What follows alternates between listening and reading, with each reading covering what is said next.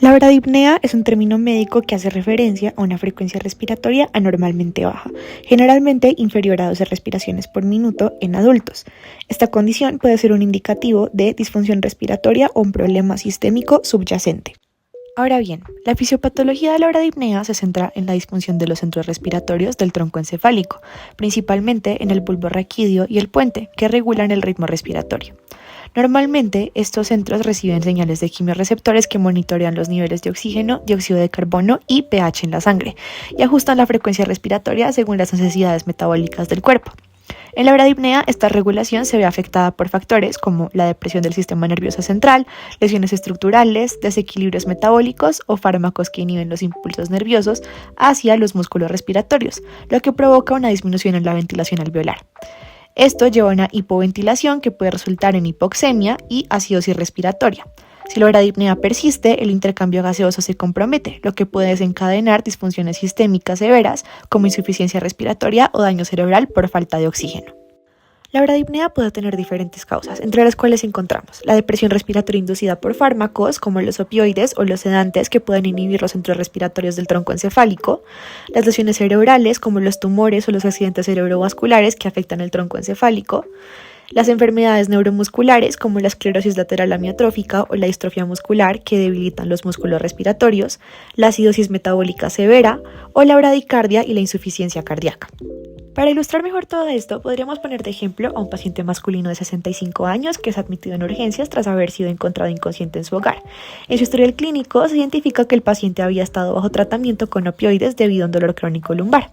A su ingreso, el paciente presentaba bradipnea con 8 respiraciones por minuto, bradicardia con 40 latidos por minuto y una somnolencia profunda, lo que ilustra una bradipnea inducida por fármacos. Por último, la gráfica de la bradipnea muestra un patrón característico de respiraciones menos frecuentes con un intervalo más largo entre cada ciclo respiratorio en comparación con una respiración normal. La taquipnea es un aumento de la frecuencia respiratoria generalmente superior a 20 respiraciones por minuto en adultos. La taquipnea suele estar asociada con respiraciones rápidas y superficiales y no necesariamente aumentar la ventilación alveolar efectiva.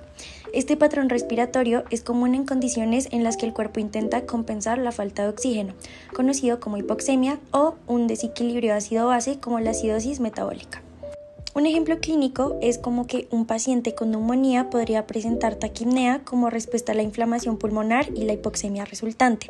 La infección compromete el intercambio gaseoso en los pulmones, lo que lleva al cuerpo a aumentar la frecuencia respiratoria para así mejorar la oxigenación y asimismo eliminar el dióxido de carbono. Otra situación es la cetoacidosis diabética, ya que este es otro ejemplo clásico en el que se puede observar taquipnea. En este caso, el cuerpo intenta compensar la acidosis metabólica aumentando la frecuencia respiratoria para eliminar dióxido de carbono, lo que ayuda a reducir la acidez sanguínea. La fisiopatología se refiere a que la taquipnea es un reflejo compensatorio del cuerpo para tratar de mantener niveles adecuados de oxígeno y dióxido de carbono. Esto puede estar provocado por varias causas. Hipoxemia, que es cuando los niveles de oxígeno en sangre son bajos. La acidosis metabólica, que es cuando en condiciones como la cetoacidosis diabética, el pH de la sangre se vuelve más ácido, y la taquipnea se convierte en una respuesta compensatoria para eliminar más dióxido de carbono y reducir la acidosis. Y por último, podemos tener el dolor o fiebre, ya que el dolor agudo o la fiebre pueden activar el centro respiratorio en el cerebro, provocando taquipnea debido a la activación del sistema simpático. En este esquema de taquipnea se observaría un ritmo respiratorio rápido y superficial con pequeñas ondas que representan respiraciones cortas y frecuentes. La respiración de Kussmaul. La respiración de Kussmaul es un patrón respiratorio profundo y laborioso, donde se puede evidenciar que la persona respira de una manera profunda, pero sin embargo lo hace de una manera muy repetitiva. Como se puede ver en el video, el paciente está respirando profundamente, pero su frecuencia respiratoria no es apropiada para las inhalaciones y exhalaciones que está haciendo. Esta se encuentra involucrada principalmente en la compensación del pH, debido a una alta presencia de CO2 en el torrente sanguíneo, donde los pulmones, al hiperventilar, generan una mayor liberación de CO2. También, esta respiración es característica de personas que tienen ataques de ansiedad. Como se puede ver en la tabla que tenemos aquí enfrente, la respiración presenta o es profunda en intervalos de tiempo muy constantes y repetitivos.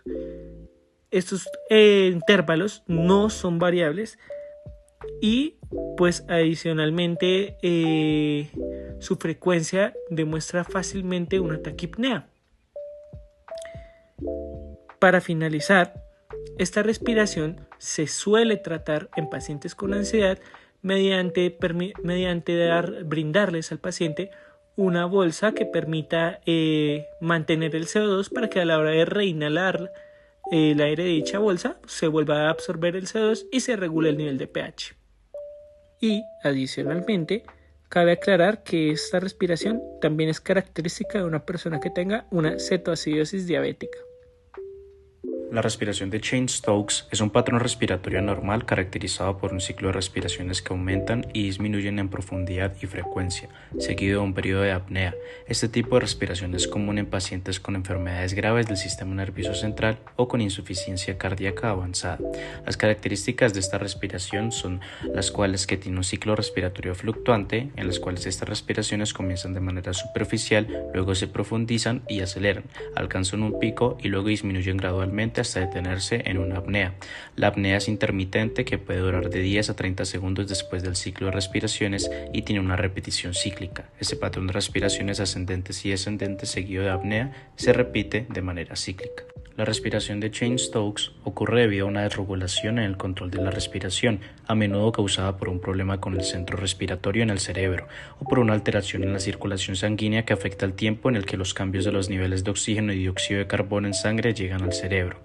Un ejemplo clínico de esta respiración es cuando un paciente posee insuficiencia cardíaca avanzada, en el cual el corazón es incapaz de bombear sangre de manera eficiente, lo que causa una disminución en la perfusión de los tejidos, incluyendo el cerebro. Esto provoca un retraso en la detección de los niveles de oxígeno y CO2 en la sangre por parte de los quimiorreceptores del centro respiratorio.